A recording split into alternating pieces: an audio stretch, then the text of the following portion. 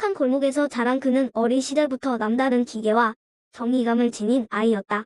서울 신촌 삼천국민학교에 다니던 시절 그의 친구들은 그를 정의의 사도라 불렀다.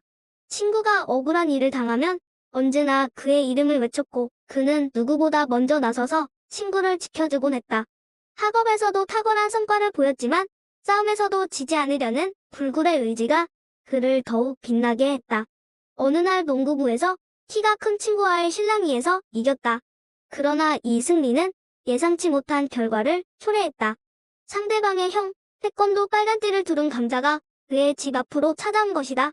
그 형의 강력한 오른발 돌려차기에 목덜미를 맞고 쓰러진 그는 큰 충격을 받았다. 이 경험은 그에게 깊은 인상을 남겼고 그 순간부터 그는 더 강해지기로 결심했다.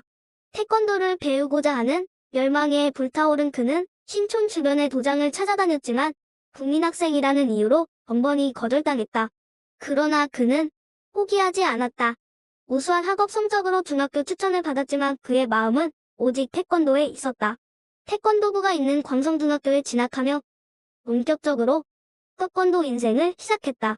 중학교 2학년 말 그는 선수부에 발탁되어 본격적인 선수 생활을 시작했다.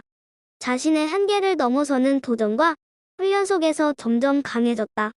중학교 3학년 때 그의 마음속에 남아있던 과거의 그 형 집을 찾아갔지만 이미 이사 가버리고 없었다. 비록 그 형과의 재대결은 이루어지지 않았지만 이제 그의 마음속에는 스스로를 이긴다는 더 큰 목표가 자리 잡았다. 그의 선수 생활이 진정한 빛을 발한 것은 광성고등학교 시절부터였다. 그의 승부사 기질은 단순히 승리에만 집착하는 것이 아니고 자기 자신을 뛰어넘기 위한 도전이었다. 그의 좌우명이 미쳐야 한다와 진인사 대천명은 그가 추구하는 삶의 방향을 명확히 보여준다. 자신을 몰아붙이며 최선을 다해 노력한 뒤 하늘의 뜻을 받아들이겠다는 결이다. 그러나 그의 고등학교 시절은 결코 쉽지 않았다. 가세가 기울어 집안 사정이 어려워지면서 그는 도시락 하나 싸들고 다니는 것조차 힘겨웠다. 하지만 그는 굴하지 않았다. 매일 아침 일찍 일어나 학교 수업 전에 훈련을 시작했고 친구가 싸온 멸치김치찌개 도시락으로 아침을 해결하며 하루를 시작했다. 수업이 끝난 후 태권도부 훈련을 마치고도 그의 노력은 멈추지 않았다. 혼자서 샌드백을 치며 추가 훈련을 했고 더 나은 내일을 위해 끊임없이 자신을 단련했다. 그의 헝그리 정신은 여기서 멈추지 않았다.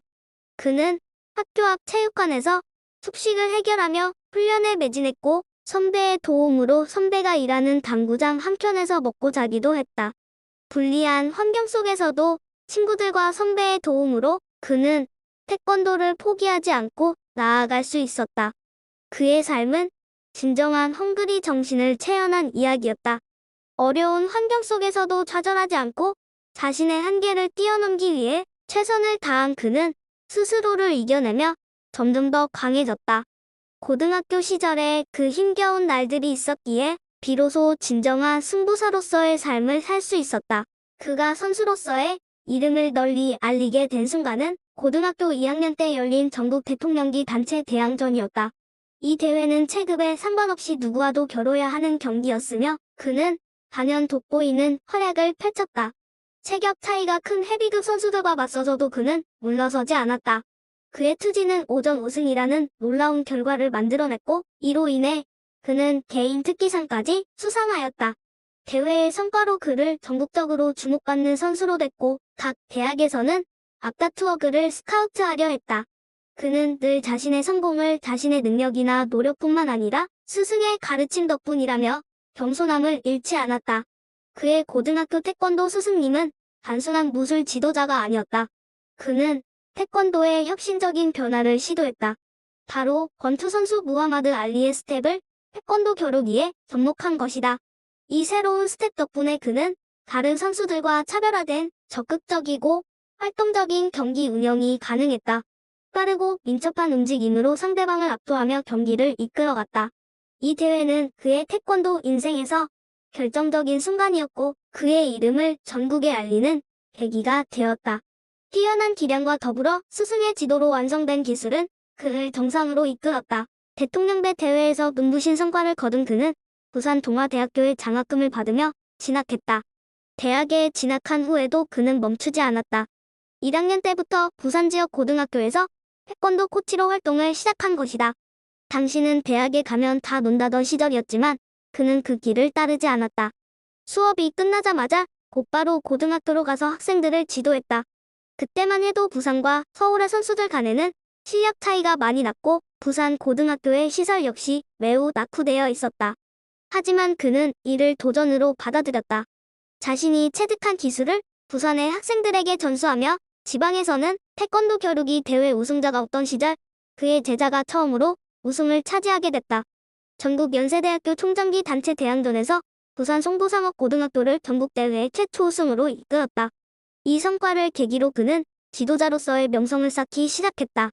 대학 졸업 후 진로를 고민하던 그는 스페인에서 초청을 받았으나 우연히 동성고등학교에서 태권도 전공 교사를 구한다는 소식을 듣게 된다. 그는 스페인행을 잠시 미루고 동성고에서 교사 겸 코치로 일하기로 결심했다. 그렇게 시작된 그의 15년 교사 생활은 바쁜 일상의 연속이었다.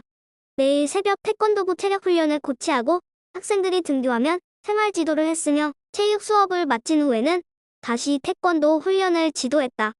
저녁에는 생활지도부 교사로서 번화가를 돌며 탈선하는 학생들을 지도하는 일도 마다하지 않았다.